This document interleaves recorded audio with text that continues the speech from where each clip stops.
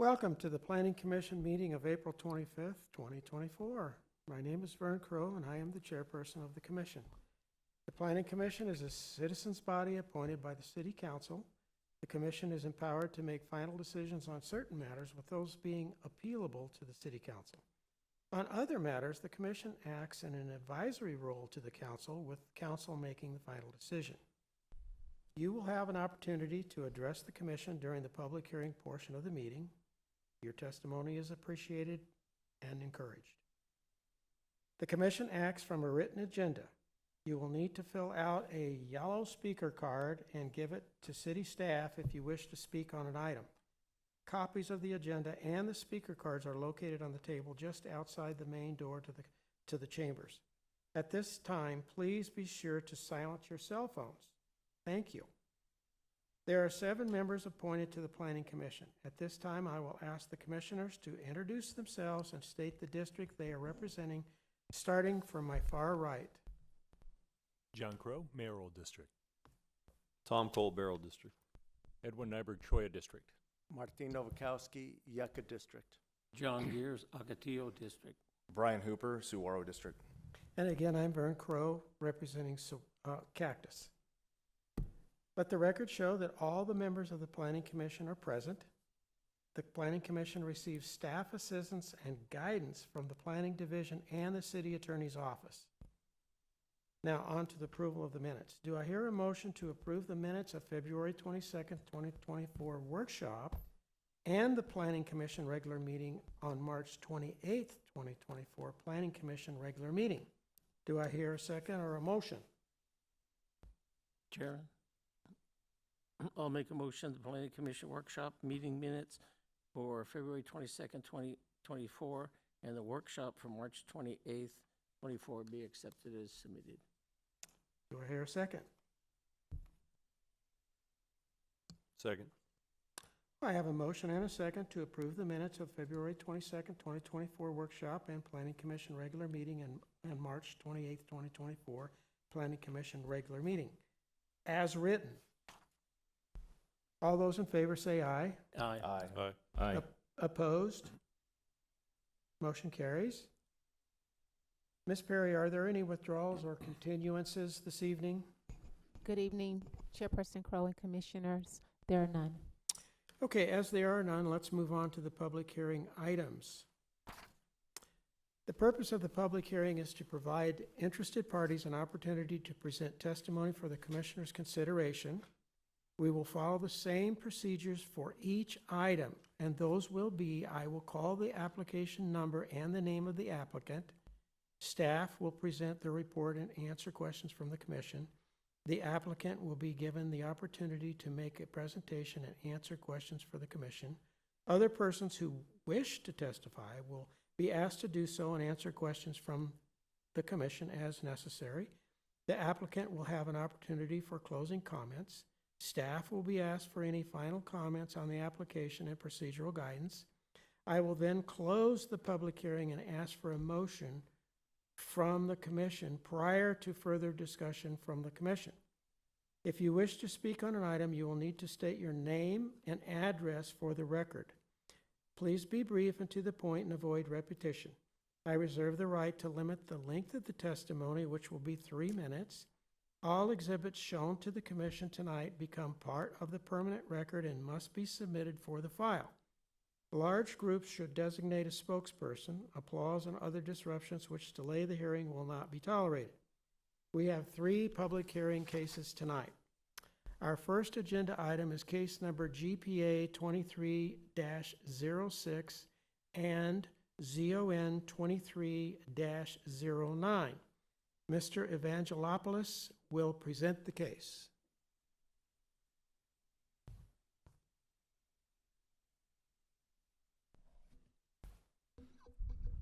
Mr. Chair, Planning Commission, good evening. This is my first case today. It's a minor general plan amendment and a rezoning on a property near the 303 in the Yucca District.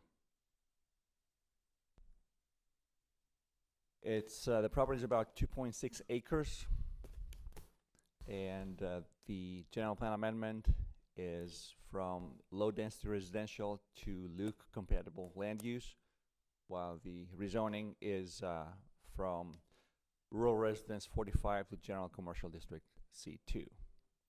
This is, you're looking at the site location right now. It's about half a mile, about 1 mile from the 303, about 15 miles from the city hall, just south of the northern arterial. This is the general plan proposal and zoning proposal on the map. And as you see to the left, it's all Luke Air Force Base compatible land use, and with residential to the south. And in the zoning proposal, you can clearly see there's lots of PADs. Generally, typically those PADs are industrial developments near 303, while there are county residential developments to the east and south and west of the project. This is an aerial photograph, and you can see the residential developments to the east and west and south of the project, and the proximity to Loop 303.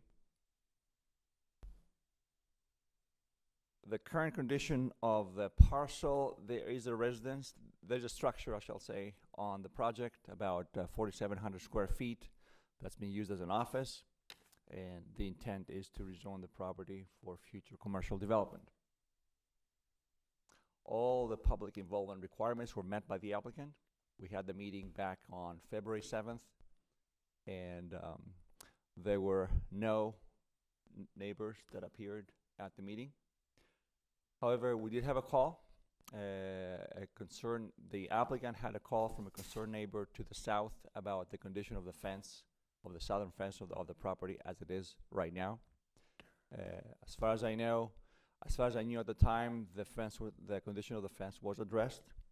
However, after this staff report was submitted to you, there was another call to me from the applicant, from the neighbor to the south, addressing concerns about the condition of the fence.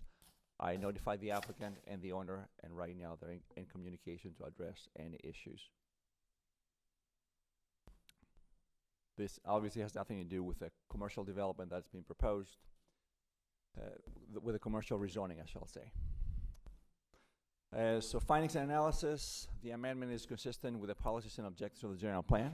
It's near the growth area 303 as identified in the general plan, and will contribute to housing and employment balance in the area. And is also consistent with the Luke Air Force Base compatibility designation, hence the general plan amendment. So, as I mentioned, it supports the Loop 303 growth area as described in the general plan. And overall, it promotes the public health, safety, and welfare. And it will, when it is eventually developed as a commercial, it will provide commercial opportunities to both local residences in the neighborhoods that you saw on the aerial photograph, and 303 corridor commuters. The recommendation is to approve the GPA 2306 as written in the staff report, and the rezoning 23-09 as written in the staff report. This concludes my presentation. Are there any questions? Commissioners? Looks like you did a great job. Well, thank you. I appreciate it. Okay, would the applicant or applicant's representative like to come forward, state your name for the record, and make your presentation if you want to add anything?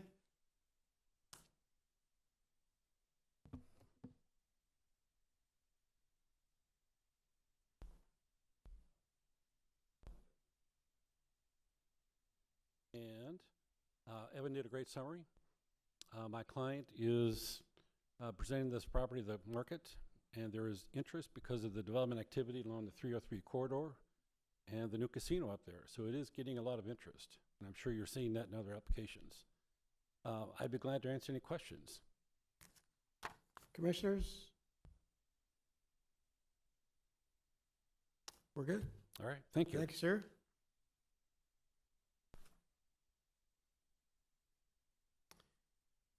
I do not have any speaker cards for this particular item. Is anybody out there that would like to speak on this item? Okay. The public hearing for case number GPA 23-06 and ZON 2309 is now closed. We will vote on each application separately. Do I hear a motion for GPA 23-06? Mr. Chair, Commissioner Nowakowski? I move to recommend approval of GPA 23-06 as written. Thank you, sir. Do Support. I have a second? Support. Any further comments from the commission?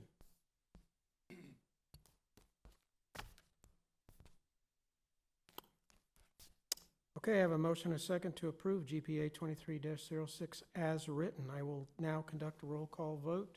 Commissioner Crowe? Aye. Commissioner Cole? Aye. Vice Chair Nyberg? Aye. Commissioner Nowakowski? Aye. Commissioner Gears? Aye. Commissioner Hooper? Aye. Okay, case number GPA 23-06 has been recommended for approval as written. Mr. Gruber, what are the next steps in the process?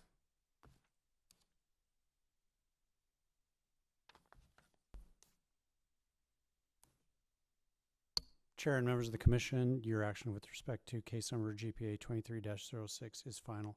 Subject to one point of order, staff wanted to confirm, Chair, you voted aye as well. I did. Okay, just let the record reflect that. And with that, your action is not final. Your recommendation will be forwarded to the City Council for further consideration. Thank you, Mr. Gruber. Do I hear a motion on case number ZON 23-09? Mr. Chair, I move to recommend approval of ZON 23-09 as written. Thank you, Commissioner Nowakowski. Do I hear a second? Second. Support. Any further comments from the commission? Okay, hearing none, we have a motion and a second to recommend approval for case number ZON 23-09. Subject to the stipulations outlined by the staff, I will now conduct a roll call vote. Commissioner Crowe? Aye. Commissioner Cole? Aye. Vice Chair Nyberg? Aye. Commissioner Nowakowski? Aye. Commissioner Gears? Aye. Commissioner Hooper? Aye. Chair votes aye. Case number ZON 23-09 has been recommended for approval as written. Mr. Gruber, once again, what are the next steps in the process? Chair, members of the commission, your action with respect to case number ZON 23-09 is not final. Your recommendation will be forwarded to the City Council. Thank you, Mr. Gruber. Our next agenda item is case number CUP 24-01. Ms. Torella will present the case.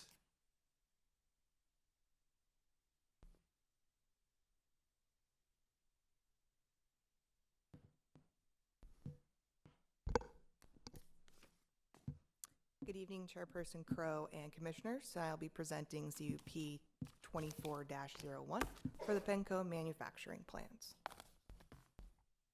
This is a request for a CUP for the manufacturing of chemicals or allied products in the heavy industrial M2 zoning district. Here's the vicinity map showing the location of the subject property, which is approximately 3 miles from City Hall. And the zoning map, which shows that M2 zoning I had mentioned before of the property. As you can see as well, to the north and to the east, it's also zoned M2, and across 51st Avenue, it is zoned a mix of light industrial and a mix of commercial uses. Now to the south of Camelback Road is within the City of Phoenix's jurisdiction, and I will go over the land uses in the next slide. Here's that aerial showing the industrial uses that I had mentioned directly adjacent to the property, as well as the industrial uses across 51st Avenue. South of Camelback Road, you can see there's a mix of uses. Directly south on the other side of the street frontage that it shares, there is a convenience store, there's a portion of vacant land, as well as a material yard. And across the intersection, across 51st and Camelback, is another convenience store. Going into the details about this, the applicant is proposing to use only a half acre, approximate section of the site. The site overall is about 11.5 acres. That's currently being used as a material yard by Watco as part of their rail yard. And Watco will be maintaining their tenancy as well. Right now, the processing equipment is proposed very set back from both street frontages, 51st and Camelback. That includes the processing equipment and the maintenance building associated with it. It's also located sensitive to the development of a future BNSF rail spur coming into the property. There is one currently, and the site of the maintenance building and the equipment is taken into account where that future development will be. It does have 2 street frontages, as I had mentioned before, 51st and Camelback. Right now, there is no landscaping along the Camelback Road street frontage, and the applicant is proposing to landscape the entirety of it. It is approximately a quarter of a mile of street frontage that will be completely landscaped. They're going to be limiting the operations, meaning that over the period of 1 week, there will be about 8 to 10 processing cycles, and there will be 8 customer loads going out of the site via tractor trailer during the day. And I say that because during the night, the trucks will be parked on site and not be operating. The applicant met all of the public notification requirements. I will say that after this was finalized, there was one call received by staff from a resident that expressed concern regarding the proximity of the plant to residential. I do not know exactly which residential, but in general, that is the concern that was expressed, which was shared with the applicant as well. Here's a conceptual site plan showing that setback from both 51st Avenue and Camelback. The northern rail spur you see coming south into the property is the existing rail spur, and the one south is the future rail spur. This also shows the administrative building directly adjacent to Camelback Road, which is existing right now. It is aged, and the tenant is actually going to be demolishing it completely and rebuilding it ground up. So this use is proposed, in the most intense of zoning districts and land use designations in the general plan. But this location actually is chosen specifically due to the proximity to rail and its proximity to 2 major arterials, which is consistent with the other land uses in the area and adjacent to the site as well. The processing equipment and the associated maintenance building, like I'd mentioned before, are set back substantially from both street frontages. From 51st Avenue, it's about 215 feet, while from Camelback, it's about 206. And the proposed use is adjacent to other uses and manufacturing, industrial uses that also utilize the rail to receive and send out materials.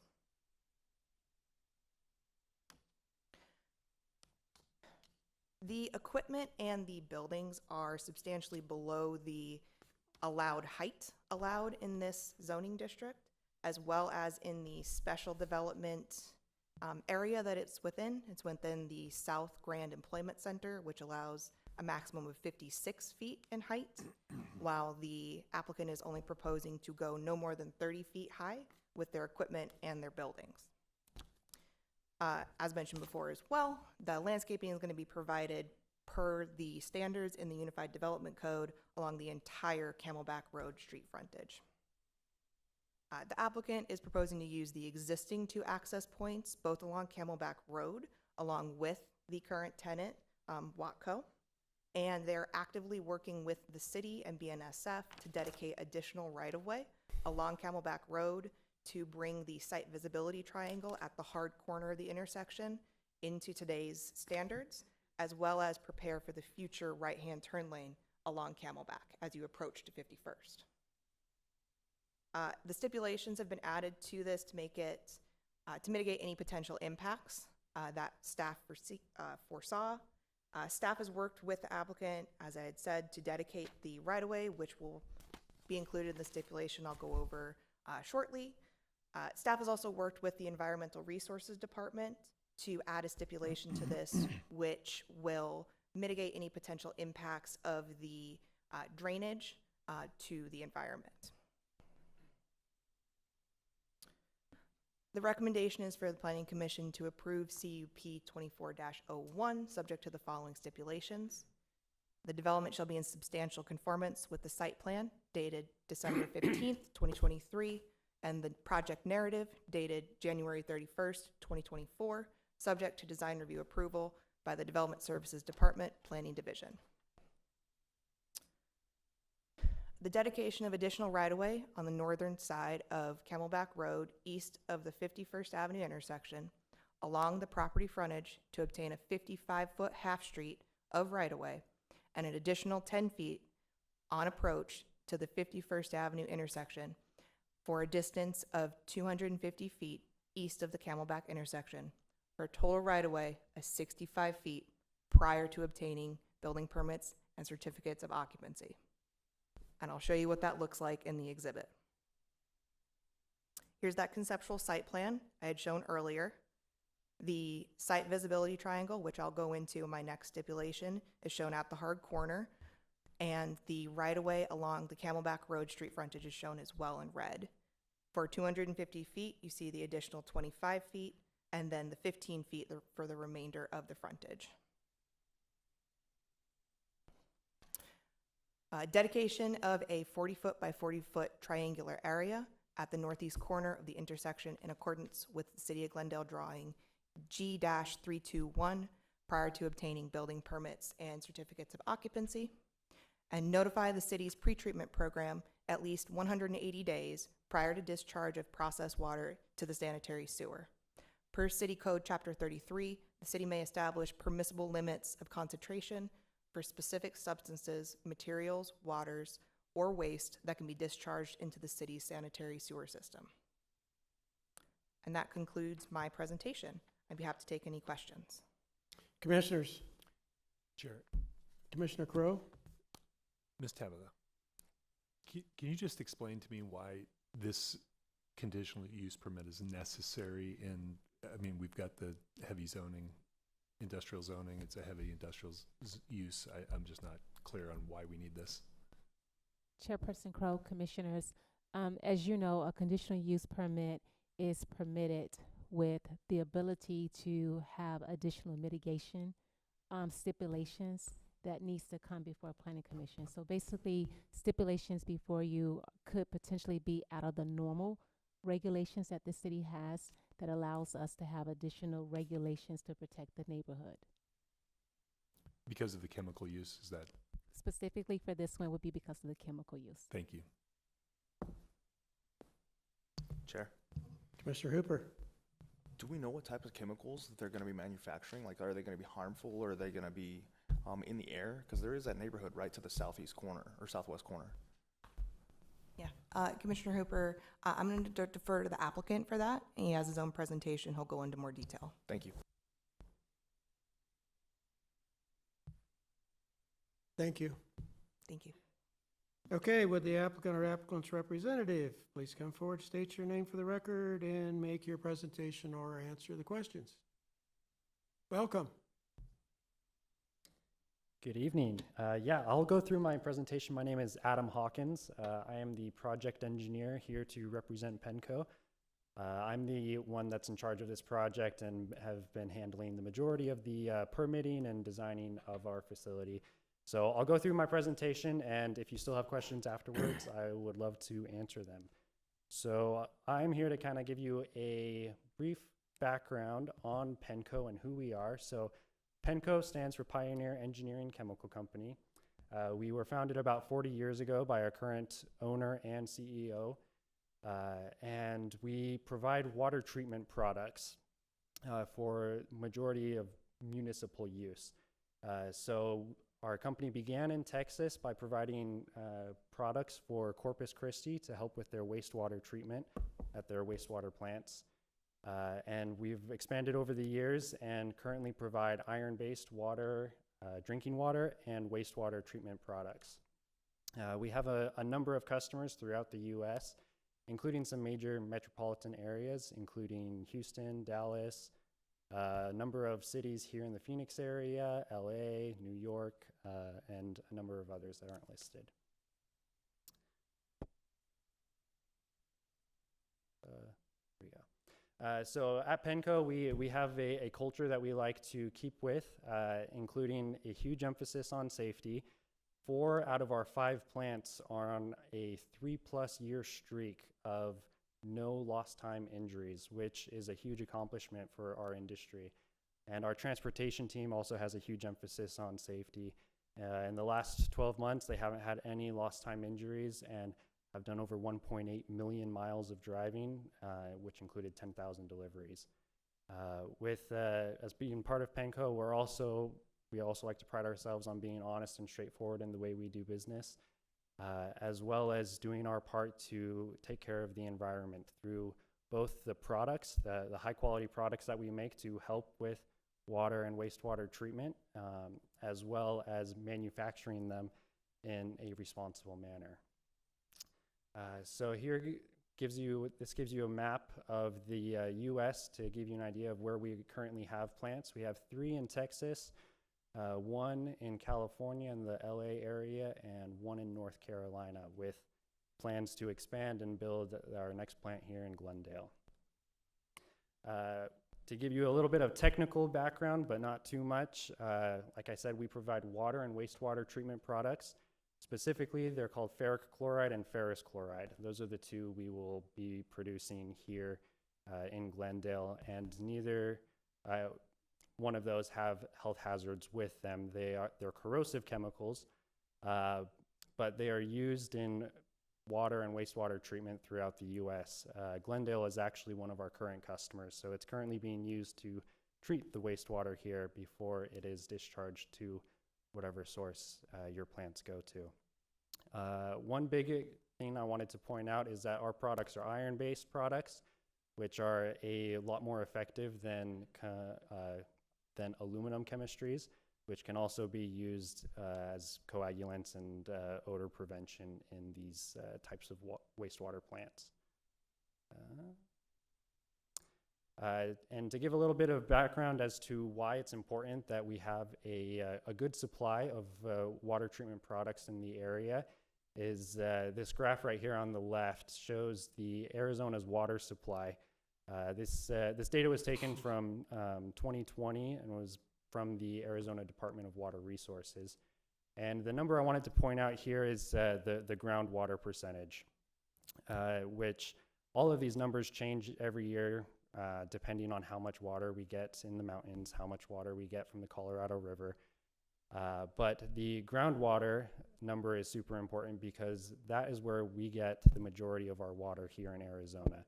And groundwater itself requires about 30% more product than surface water that we would get from the Colorado River or other in-state rivers.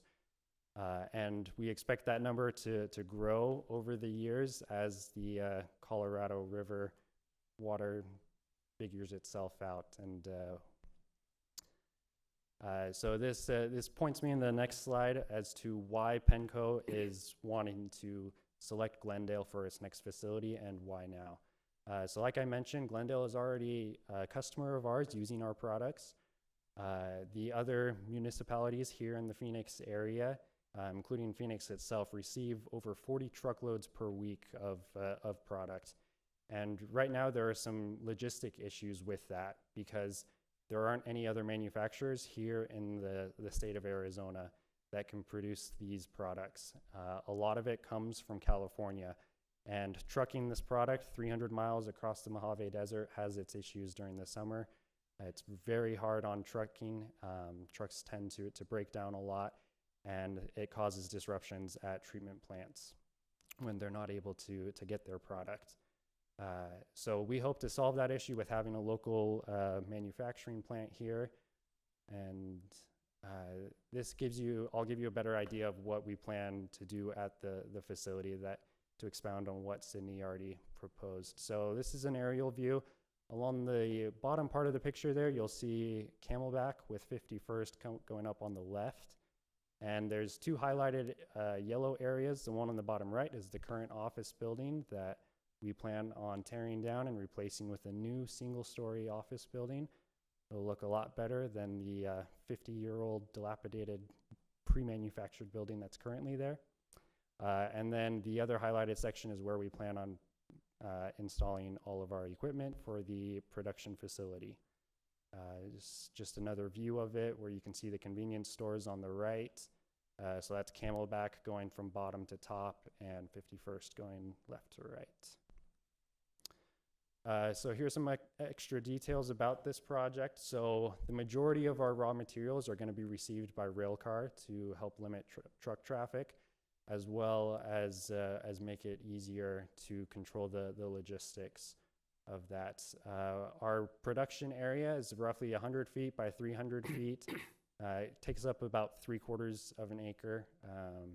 And with that includes the area for a single-story maintenance shop, the single-story office building, and we are going to be landscaping, as mentioned previously, along Camelback to help improve that area. This is a updated drawing of the facility layout. So as presented earlier, we're about 200 feet in either direction from the streets, the street frontages, and the majority of our production facility is just going to be above ground storage tanks that will not reach over 30 feet tall. They are all going to be 30 feet, but they will be located in a containment sump. So they'll lose a couple feet with that. And then we have the new office building down there with parking for employees, as well as parking located by the maintenance building, located directly west of the production facility there.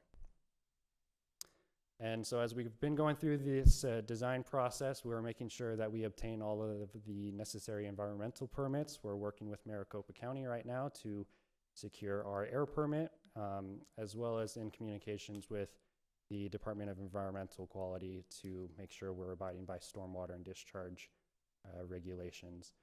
And other than that, we are taking all considerations into account with designing a safe and reliable plant. And so I'd like to open it up for questions. And if I am unable to answer any of your questions, I will defer to Mel Blaine. He is our VP of Operations and Engineering, who is here with us as well. Gentlemen, anything for Mr. Hawkins? Commissioner Nowakowski. Just to clarify, you intend to lease property or purchase the property that needs CUP? We will be subleasing the property from BNSF. They are the current owners, and Watco is the current tenant. So we will be subleasing underneath Watco and BNSF. And that's contingent on the vote tonight, or? Yes, yeah, correct. Okay, and my second, it's really a comment. Project narrative in stipulation number 1, recommendation January 31st. In our packet, I saw project narrative dated 3/7/24. So that may need to be updated. That's all. Commissioners? Thank you, Mr. Hawkins.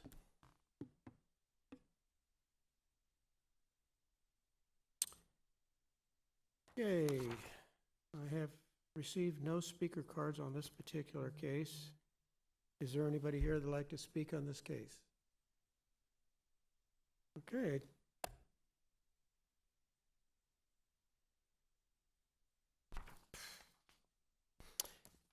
The public hearing for case number CUP 21-01 is now closed. Do I hear a motion?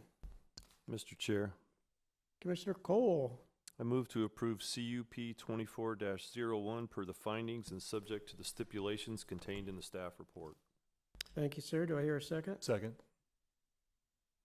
I have a motion and a second to approve case number CUP 24-01, subject to the stipulations as outlined by staff. I will now conduct a roll call vote. Commissioner Crowe. Aye. Commissioner Cole. Aye. Vice Chair Nyberg. Aye. Commissioner Nowakowski. Aye. Commissioner Gears. Aye. Commissioner Hooper. Aye. Chair votes aye. Case number CUP 24-01 has been recommended for approval, subject to the stipulations as outlined in the staff report. Mr. Gruber, what are the next steps in the process? Chair and members of the commission, your action with respect to CUP 24-01 is final, subject to a written appeal received within 15 days. Thank you, Mr. Gruber. Our next agenda item is case number CUP 24-02. Mr. Evangelopoulos will present the case.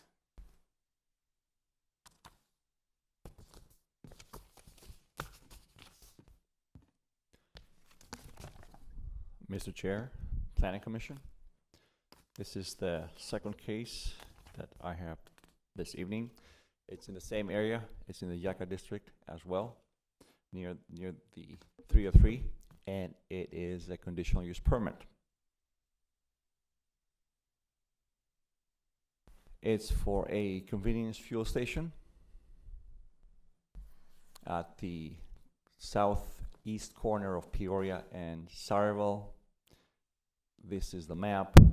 It is actually right next to the city of, right south of the city of Surprise. And it's about half a mile from the 303 and about the same distance, about 15 miles from City Hall. This is the zoning map. To the east and south, you see there are Maricopa County residential districts, while to the west, rather, there are PADs, and to the north, it is the city of Surprise. This is an aerial photograph. You can clearly see the residential districts to the east and south, and some more residential districts to almost immediate north. It is outside the Luke Air Force Base sound contours. The proposed project will consist of about 5,500 foot convenience store, and it has a 6 dispenser canopy along Peoria and a 4 dispenser canopy along Saraville Avenue. The applicant has met all public involvement requirements. We did have a virtual neighborhood meeting on December 21st, and in that meeting there was only one person that appeared at the meeting. He was not exactly a neighbor, but he was expressed some interest in the improvements along Saraville and Peoria.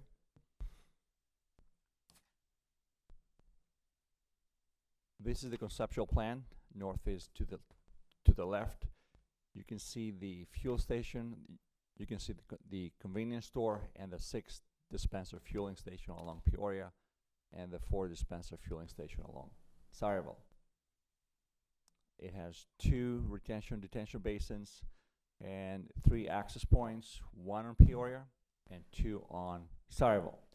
The 1 access point in Peoria is a 3/4 access point, and it was a negotiation with the transportation department of the city of Surprise.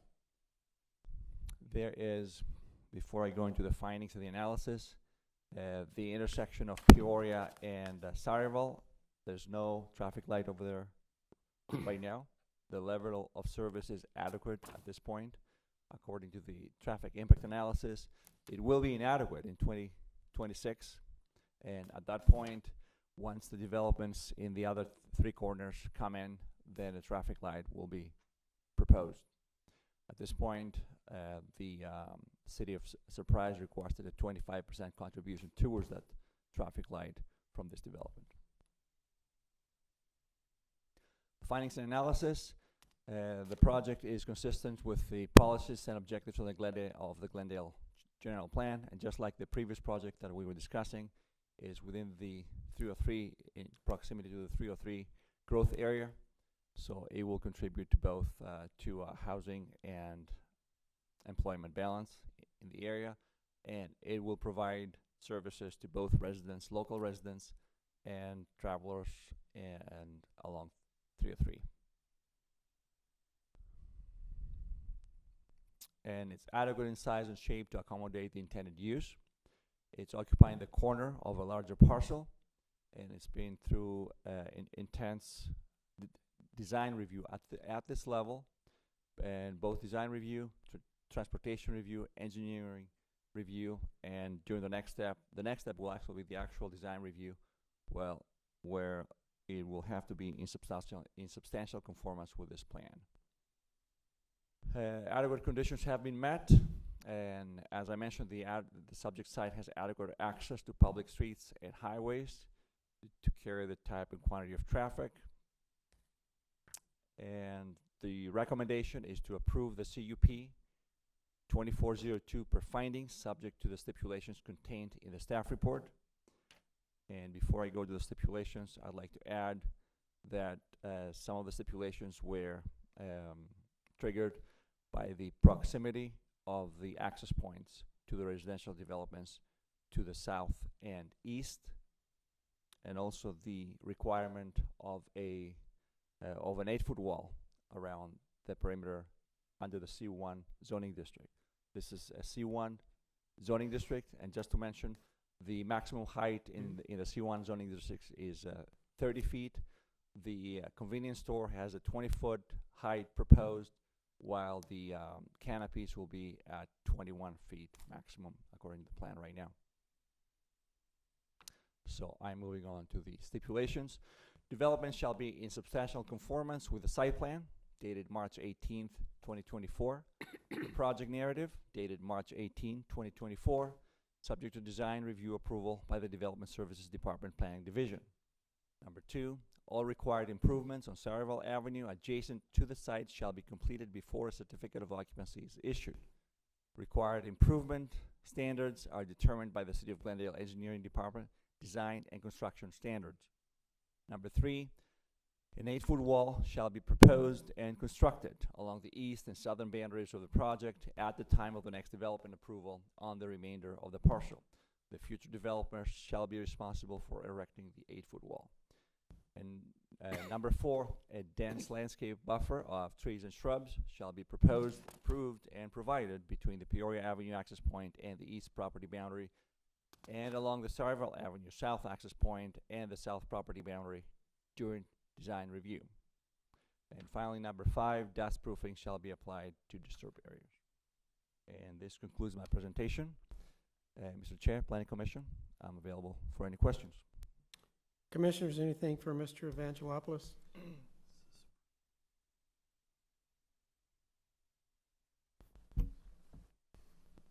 Thank you, sir. Nice job again. Thank you. Appreciate it. Okay, would the applicant or applicant's representative please come forward, state your name for the record, and make your presentation with anything you'd like to add? Thank you, Mr. Chairman, and is this on? Yeah. Mr. Chairman, Commissioners, Bill Lally with Tiffany and Bosco, 2525 East Camelback Road, here tonight representing the applicant. We do have a presentation. Evan did a great job of going through, sort of the nuts and bolts of what's going on. The only thing probably really to add, and I'll kind of try to see if we can get to a couple of the, well, I hit the wrong buttons, but is the idea of sort of the buffer. So the property was actually zoned about 20 years ago in county. It was zoned C1. It was zoned along with the master plan, or not the master plan, but the neighborhood that was next door to us. This remained in the county. And at the time, in order to get utilities, the old Global Water EPCOR agreement required sort of this commercial property to come into Glendale when at the time of commercial development. So as we talk to a couple of the neighbors, and you can kind of see to the south and east of the site, so to speak, the residential neighborhood, you'll see 3 homes that are sort of look very similar. It's kind of a residential compound owned by a family. And we've been in contact with that family, their attorneys, and they all said, hey, we've always known that this was going to be commercial. We bought in this subdivision knowing that that was zoned 20 years ago to C1. And in fact, in Maricopa County, C1 allows gas stations kind of outright. You don't even have to go through a CUP. So annexing into Glendale required an extra step, a CUP step, which we were happy to go through. But what's noteworthy, I think, about this exhibit is you can see that the gas station parcel is at best about 300 feet away from the nearest residential. Now, the rest of the parcel will develop at some point in the future, The current owner does own the rest of that, and at some point we'll develop that, probably go through the same city process depending on the type of use through a use permit. But it was important to note that during this process, that we worked with Evan and staff to make sure that that 8-foot wall on the perimeter of the site was addressed today, not in the future, but today, to make sure that those neighbors adjacent to us have security and understanding that that buffer is going to happen at some point, and it was stipulated in today's case. And so we had a number of conversations with the neighbors, lawyer who represented them.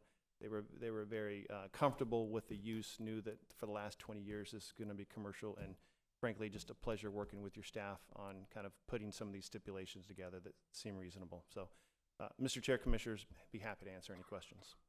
Commissioners? Thanks, sir. Thank you. Just a quick note, there are a couple cards submitted. It is our design team that submitted cards too, just in case there were some questions. There are none. Okay, thank you. And I do have 2 cards, one from Brooke Burge and one from Jeff Winter, neither of which will speak. Correct, thank you. Thank you.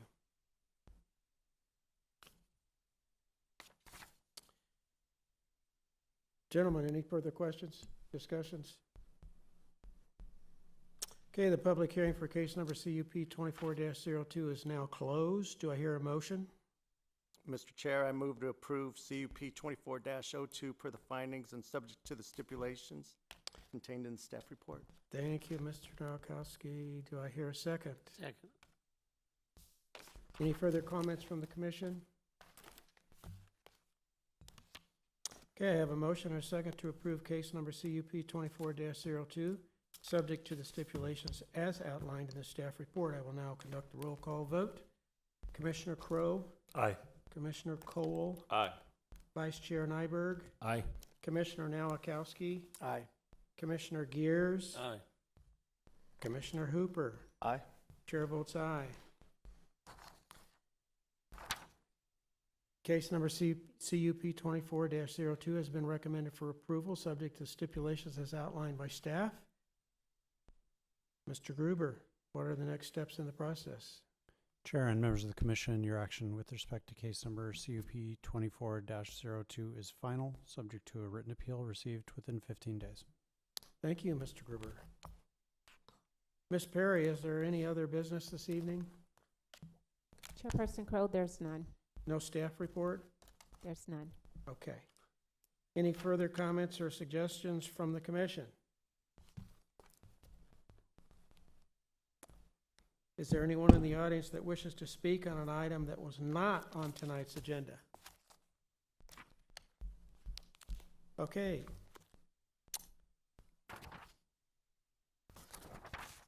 The next regular meeting of the Planning Commission will be held on May 23rd. Regularly, however, we're going to vacate, it's my understanding we're going to vacate that meeting, is that correct? Chairperson Crowe, that is correct. Okay, so gentlemen, mark your calendar that we are vacating May 23rd's meeting. If there's no further business, I will now entertain a motion to adjourn.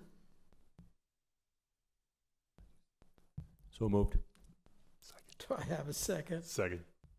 Okay, I have a motion and a second to adjourn. All those in favor say aye. Aye. Aye. We are adjourned.